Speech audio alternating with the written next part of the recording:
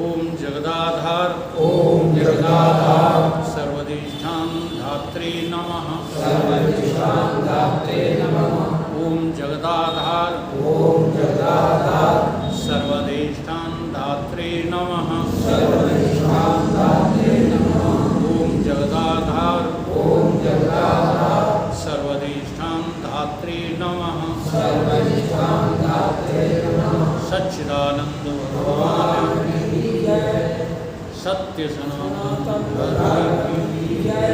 सतगुरुदेव भगवान की जय। आदिगुरु शंकराचार्य कृत ग्रंथ का नाम है विवेक चूड़ामणि। विवेक चूड़ामणि का आज दूसरा श्लोक है। गत समय में पहले श्लोक पे चर्चा हुई थी, आज दूसरा श्लोक।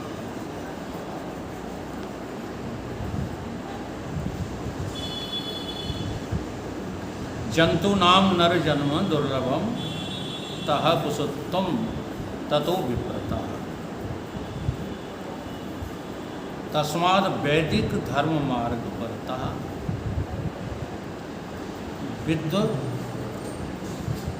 विद्युत्तम स्मात् परम। आत्मा अनात्मा विवेचनम स्व अनुभव ब्रह्म आत्मना संस्थिति मुक्तिर सत जन्म कोटि सुकृता है पुण्य बिना न लगते। भावार्थ है इसका,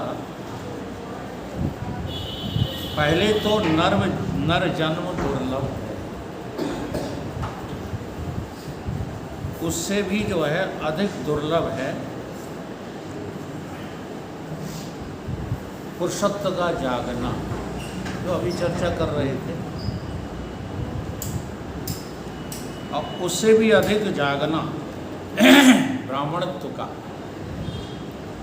अंतस्व में ब्राह्मणत्व जग जाए। ब्राह्मणत्व होने से भी अधिक वैदिक धर्म का अनुगामी होना।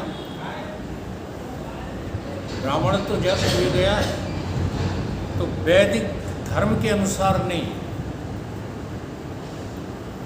अभी बताते हैं ब्राह्मणत्व किसको कहते हैं।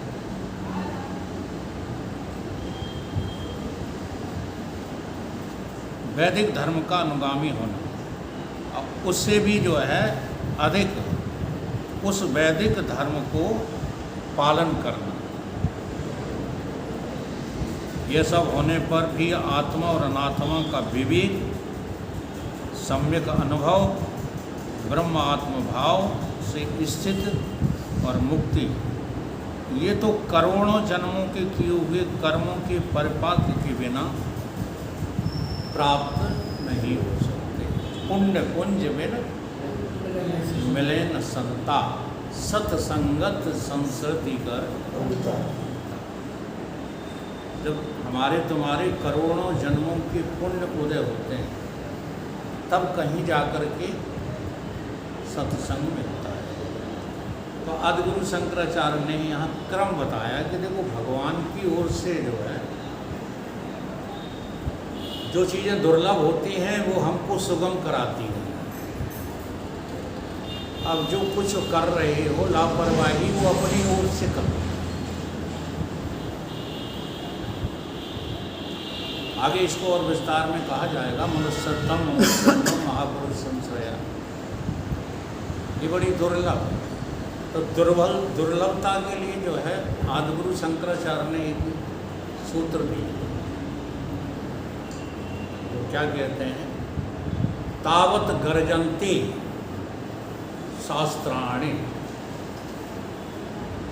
तावत गर्जन्ति शास्त्राणि जम्मको विपने यथा न गर्जति महाशक्ति यावत गर्जत वेदांत के संग गर्जति। हाँ, गर्जति न गर्जति महाशक्ति यावत वेदांत केसरी। कि सूर्त को यहाँ कहने की क्या ज़रूरत पड़े? वो इसलिए ज़रूरत पड़ी कि उनका लक्ष्य ये नहीं है कि वो जंगल के शेर की चर्चा कर रहे हैं। वो ये कह रहे हैं कि जिनके दिमाग में ये भरा पड़ा है कि संसार हुआ है, संसार हुआ है, संसार हुआ है, ये हुआ हुआ करने वाले जानवर कौन होते हैं पता है? ये शब्द कौन ज़्यादा बोलते हैं?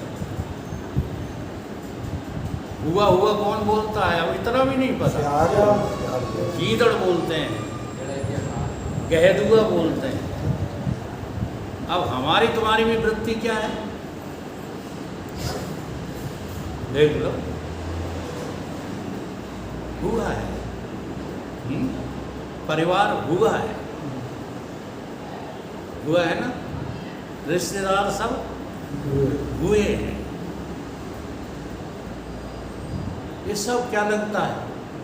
हुआ सा लगता है। अब जब हुआ सा लगता है तो तुम मनुष्य हो, एक लक्षण मनुष्य तक आ गया हूँ।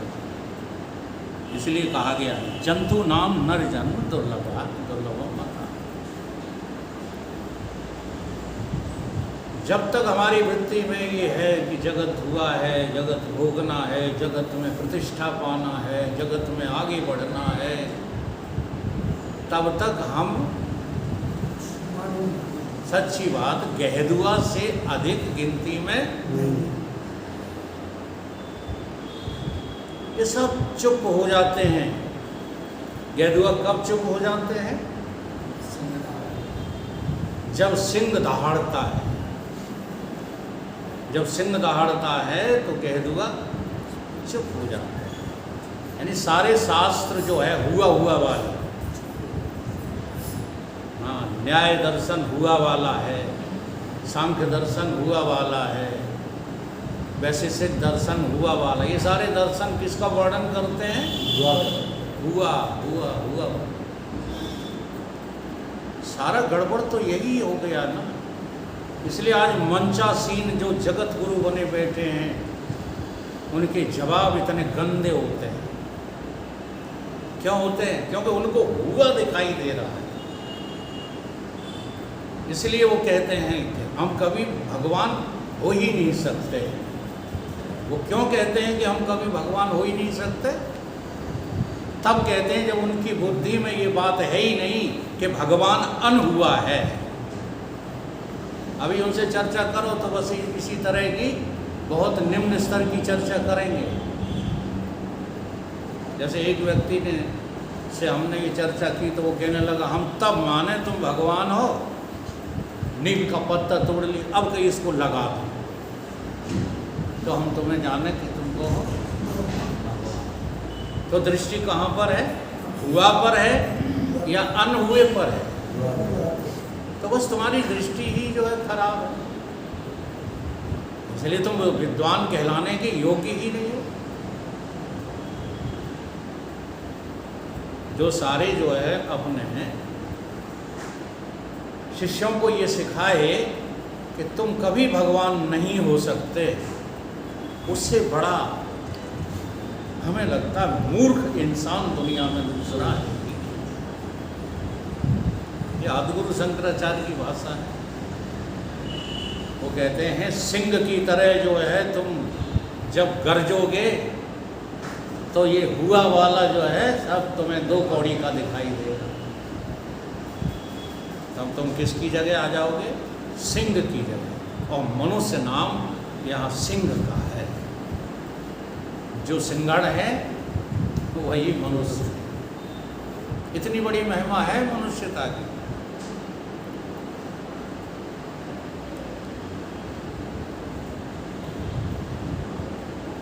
हाँ, ये दुर्लभ है, बहुत दुर्लभ है। ये जो कुछ हम आज कर रहे हैं, जो कुछ मेरे जीवन में हो रहा है, ये सब तुम 84 लाख योनियों में भोग भोग कर आए हो। सब कुछ केवल तुम्हारे पास विवेक नहीं था, बाकी सब कुछ था।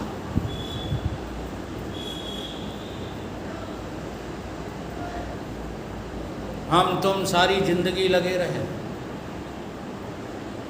लेकिन क्या आगरा जैसा रेड फोर्ट, दिल्ली जैसा रेड फोर्ट, फतेहपुर सीकरी जैसा राजमहल बनाने में सक्षम हो सकते हो? बताओ। उनमें लाखों की संख्या में चिड़ियाँ, कबूतर, सांप, बिच्छू निवास कर रहे हैं। ना भरोसा हो, चलो देख लो। चलो तो भोग रहे हैं कि नहीं महलों का सुख है?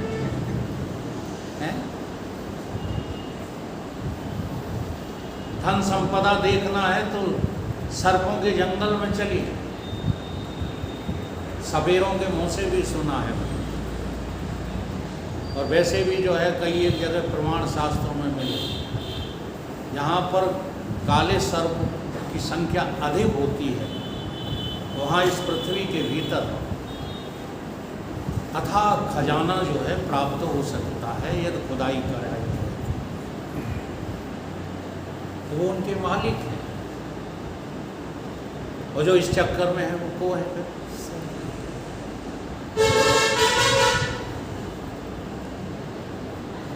ऐसी तमाम योनियां जो इन सब सुखों को भोग भोग करके भोग, इसलिए कहा देखो एक एक शब्द पर ध्यान दो। जंतु नाम नर जन दुर्लभ। सारे जीव जंतुओं में सबसे ज्यादा दुर्लभ कौन है? मनुष्य। मनुष्य दुर्लभ। सारी योनियों को भोगने के बाद एक बार विधाता ने पशु बुलाए, पक्षी बुलाए, देव बुलाए, दैत्य बुलाए, किन्नर बुलाए, सब बुलाए, और मनुष्य भी बुलाए, और निर्देश दिया मनुष्य को। न देवताओं को निर्देश दिया, न दैत्यों को निर्देश दिया। विधाता ने कहा तुम संभाल कर चलना, क्योंकि तुमको जो चीज़ मैंने दी है वो इनको किसी को, देवताओं को भी नहीं है। सुर दुर्लभ सदग्रंथ। महात्माओं ने ऐसी नहीं ये बातें लिख दी हैं, और हम लोग जो है पता नहीं, भांग की गोली खा के शास्त्र पढ़ते हैं, क्या करते हैं। विधाता कहता है कि तुमको हमने वो चीज़ दी है जिससे तुम उस तत्व को पा सकते हो जिसे ये दैत्य, देवता और पशु पक्षी तो बेचारे ये कोई नहीं पा सकते। वो तुमको हमने बुद्धि दी, उसी बुद्धि का नाम है विवेक। उस बुद्धि का नाम क्या है? विवेक। आज हमारा विवेक जो है वो सुप्त पड़ा है, और विवेक के लिए जो है संकेत भी दिए कि चाहे जिसको देख लो। चलो देवता से शुरू हो जाओ। देवता तो तुम्हें दिखते भी नहीं, वो खाते पीते रहते हैं। तुमने जल चढ़ाया, सूर्य भगवान ने ग्रहण कर लिया। नहीं, तुमने भोजन चढ़ाया और तुम्हारी इष्ट दिन जो है ग्रहण कर लिया, और बेचारे अपनी दुर्दशा और कराते रहते हैं तुम्हारे चक्कर में। एक बार भोले बाबा और पार्वती आपस में बातचीत कर, पार्वती मैया कह रही कि हमारे भक्तों ने हमारी दुर्दशा कर रही। कैसे? बोले जो नहीं आते हैं अपने घर से बढ़िया बढ़िया भोग बना करके लाते हैं, मेरे मुंह में जो है ठूंस देते हैं। अब मैं तो भाव से जो है उनको ग्रहण कर लेती हूँ, लेकिन भौतिक रूप से तो कुत्ते आकर मेरा मुंह चाटते हैं। किनका? पार्वती मैया। तो बड़ी दुर्दशा है हमारी भोलेनाथ। भोलेनाथ बोले तुमसे ज़्यादा दुर्दशा हमारी है। वो कैसे? एक भक्त आया और मेरे ऊपर जो है भैंसा चढ़ा गया, बांध गया उस जंजीर पिंडी में। अब उसको भूख लगी होगी भैंसे को, तो धर के उसने ताकत लगा दी छूटने के लिए। तो शंकर जी जो है उड़ते हुए जो है चले गए भैंसा के साथ में। वो दिखा रहे पार्वती मैया को, ये देखो जब सब चले गए। यहाँ कुछ नहीं है, यहाँ भाव बदलने वाली बात। अगर आप अपने देवताओं को अपने भाव से खिलाते हैं तो बाहर कोई क्रिया करने की जरूरत थोड़ी है। ये जो भोजन मंत्र पढ़ा जाता है ये भाव के लिए पढ़ा जाता है कि जबरदस्ती उनके मुंह में जो है ठांसने के लिए पढ़ा जाता है। भावो विद्यते देवो न। तो हमारे कहने का मतलब ये है कि देवता भाव के भूखे होते हैं, सो वो भाव से खाते पीते हैं। ठीक है। और सब लोग दैत्य ताकत से खाते पीते रहते हैं। तुम्हारी हत्या करके जितने भी जो है हत्यारे हैं सब कौन हैं? दूसरों का जो शोषण करने वाले हैं सब दैत्य हैं। आपका शोषण करके हम जो है अपनी गृहस्थी चला रहे हैं, कौन है? दैत्य हैं। ध्यान रखो। इसलिए ये ग्रंथ पढ़े जाते हैं। भाई साहब अगर ये नहीं छोड़ पा रहे हो तो ये ग्रंथ बेकार यार। हम भूखों नहीं मरेंगे। शोषण करना छोड़ दो, ईमानदारी से सारे काम, ईमानदारी से। ईमानदारी का ये मतलब नहीं है कि लोग तो इतने परसेंट खाते हैं हम उनसे कम परसेंट खाते हैं इसलिए हम ईमानदार नहीं। केवल रोटी केवल प्राणों की जो है तुष्टि के लिए मिल जाए, उसके बाद जो आप लेते हो वो शोषण है। शोषण इसको कहते हैं। तो तुम मनुष्य हो, तुमको ये काम जो है करने का अधिकार नहीं दिया परमात्मा, विवेक दिया है। और किसी को ये विवेक दिया है। और सारे पशु पक्षी खाने पीने में, आहार निद्रा में, देखो किसी को कोई कमी नहीं है। लेकिन मनुष्य को विवेकी बनाया ही इसीलिए गया था कि ये अपने आप को संभाल करके चले। तो सबसे ज़्यादा बिगड़ गया कौन? मनुष्य। तो यहाँ ग्रंथ यही कह रहा है कि 84 लाख योनियों से बचना है तो अपने अंदर मानवता जगाओ, मनुष्यता जगाओ। और जब मनुष्यता जग जाए तो फिर पुरुषत्व जगाओ। मनुष्य होकर के तुम जानो कि तुम कौन हो। विभाजन करो विवेक के द्वारा और फिर देखो, जड़ वस्तु हो तुम कि चैतन्यता हो तुम चैतन्य अंश हो कि जड़ अंश हो, तुम पुरुष हो या नारी हो। नारी विभाग जो है वो किसका है? जड़ता का। और पुरुषत्व विभाग किसका है? चैतन्यता का। तो अपने आप को देखो, जड़ता को तुम स्वीकार ही नहीं करते, लेकिन चूंकि विवेक सो रहा है इसलिए तुम्हारा यही कहना रहता है वो महाराज जी वो बात बनेगी नहीं। बिना व्यवहार के जीवन कैसे चलेगा? बिना जड़ता को स्वीकार किए, बिना पैसा कमाए जिंदगी कैसे कटेगी? यही तर्क रहते हैं। और वास्तविकता क्या चल रही है कि तुम जड़ता को स्वीकार करते ही नहीं। रात में स्थूलता छोड़ देते हो कि नहीं? फिर वहां भी चैन नहीं पड़ता, वहां भी जड़ता है। कहाँ? स्वप्न में। तो उस जड़ता को भी छोड़ देते हो।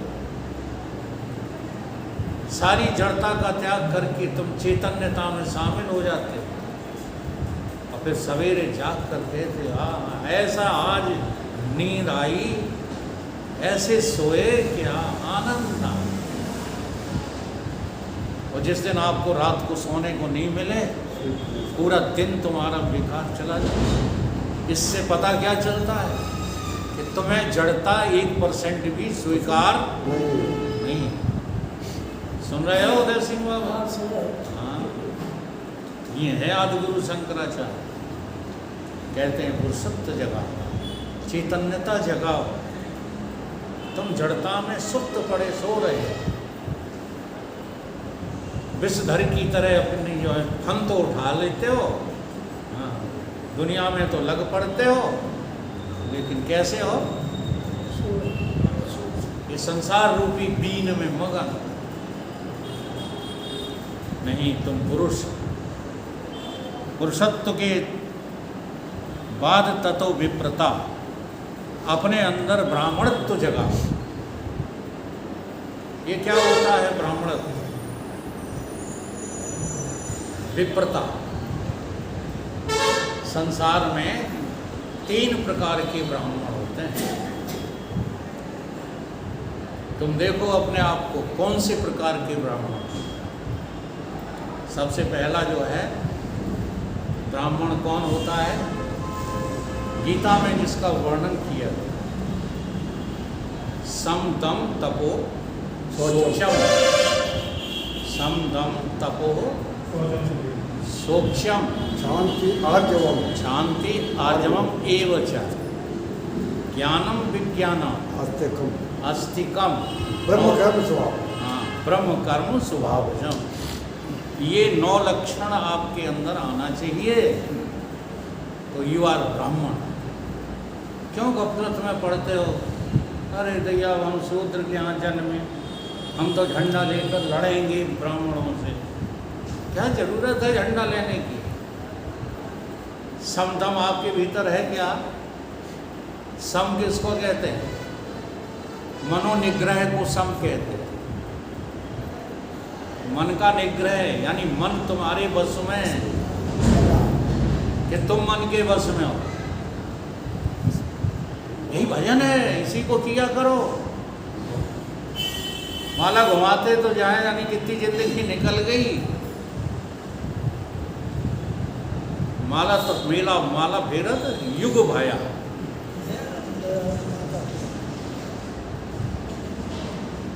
माला तो मन की भली और संसारी भेष, माला फेरत हरे मिले तो गले रहेंट के देख। दिन रात घूमता रहता है रांटा, देखा रहता, चूं चूं चूं चूं करता रहता है। परमात्मा शायद उसको मिल गया होगा। हम लोग भी तो ऐसे ही जगत की माला घुमा रहे हैं, सवेरे से लेके शाम तक माला ही फेरते रहते हो जगत की। आज ये करना है, आज वो करना है, आज ये काम है, आज वो काम है। केवल सबसे बुरा काम है तो क्या है? सत्संग। सत्संग बहुत बुरा काम है ना। इस वाले समय को ले जाकर कहाँ झोंक देते हो? जगत में। हिम्मत जुटाओगे तुम मनुष्य हो। सब कुछ छोड़ दो सत्संग के लिए। सत्संग मत छोड़ो किसी के लिए। यह है सच्चा भजन। तो सम मनोनिग्रह, दम इंद्रिय दमन। अब इंद्रिय दमन का अर्थ तुमने लगा रखा है, आंख खोल डालो, कान रूंध डालो, जवान को काट के फेंक दो, रोटी मत खाओ। हैं? वो तो परमहंस हैं, चाहे कुछ खा लेते हैं। और इसी चक्कर में जो है बिस्टा भी खाना शुरू कर दिया अघोरियों ने। और हम सब लोग उनको क्या कहने लगे? परमहंस। आदिगुरु शंकराचार्य यहाँ तुमको ऐसा कहने नहीं कह रहे। और गीता में भी जो है 2 श्लोक लगातार आए। पहले भगवान ने कहा इंद्रियों को ऐसे समेट लो विषयों से, जैसे कछुआ अपने अंगों को समेट लेता है। ये तो पढ़ा होगा। फिर उन्हें संतोष नहीं हुआ, उन्होंने सोचा कि ये बिगड़ जाएगा, ये इस बात का पालन नहीं कर पाएगा। फिर कहने लगे अगर इंद्रियों को समेट भी लिया तो तब भी विषय भोग से बचेगा नहीं, क्योंकि विषय भोग करने वाला तो तेरा मन है, इंद्रियां नहीं है। अब बात आ गई समझ में? अगर मनोनिग्रह हो गया है आपका, 24 घंटे मन पे आपकी नज़र है, तो भाई साहब इंद्रियों के द्वारा अनर्थ हो ही नहीं सकता। इसलिए अनर्थ ना हो, इंद्रियों के द्वारा अनर्थ ना हो। खाना पीना मना नहीं है, देखना सुनना सूंघना मना नहीं है। इनके द्वारा जो हम अनर्थ करते हैं, रुपया देखा तो रुपया के पीछे पड़े, स्त्री पुरुष की खूबसूरती देखी तो उनके पीछे पड़े, गाना बजाना सुना तो बस अब तो लता मंगेशकर ही बनना है हमें। सारी बच्चियां बिगड़ गई हिंदुस्तान में, गाना बाना आता नहीं है कुछ भी, और टीवी पे देखो है लाइन लगी गाने वालों की। हजारों लताएं प्रकट हो गई, हजारों मोहम्मद रफ़ी प्रकट हो गए, गधा से रेंक रहे। इनमें दिलचस्पी नहीं, मन लगना चाहिए सदैव परमात्मा। इसका नाम क्या है? दम, समदम तपः।